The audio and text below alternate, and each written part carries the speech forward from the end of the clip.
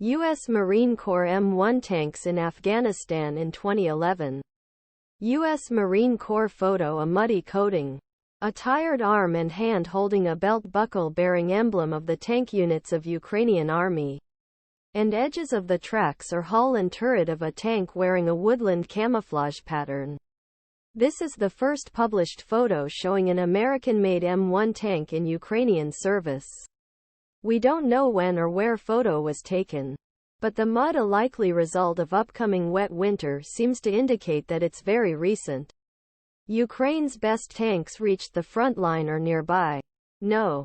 31 M1s that United States has donated to Ukraine's war effort so far will not fundamentally change dynamics of war. No. They are not impervious to Russian mines, artillery, anti-tank missiles, and most importantly, explosive-laden drones.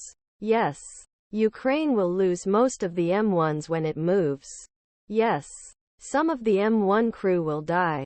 But if Ukraine's previous experience with Western-made tanks is any indication, the number of tankers who fighting in M1s is far fewer than those who would die when engaged in combat with Soviet-style tanks, which still make up the majority of Ukraine's tank force.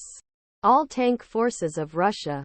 This is because the M1 and its NATO counterparts, the German Leopard 2 and British Challenger 2, were built for protection purposes.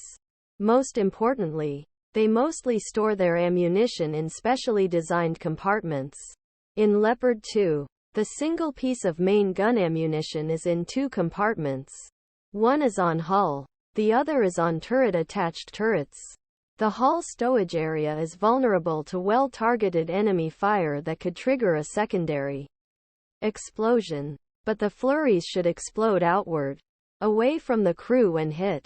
In Challenger 2, ammunition is in separate parts: propellant and projectile.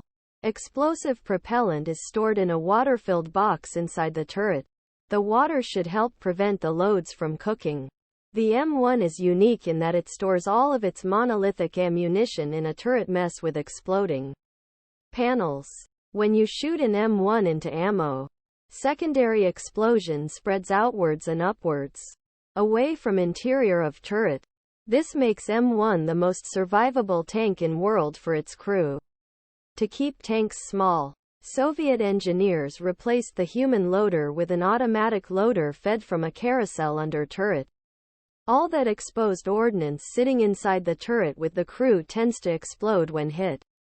It's not for nothing that Russia's wider 22-month war against Ukraine has spawned memes about hundreds of Russian tanks competing in turret launching competitions. A direct hit on Soviet-designed tanks often causes their turrets to fly hundreds of meters into the air like rockets, with a noticeable impact on the crew. Ukraine's first shipment of Western tanks has already saved many lives. The Russians knocked out a Challenger 2. The crew was reported to have survived. They knocked out a dozen or 13 Leopard 2s. It looks like most of his crew survived as well. Cons.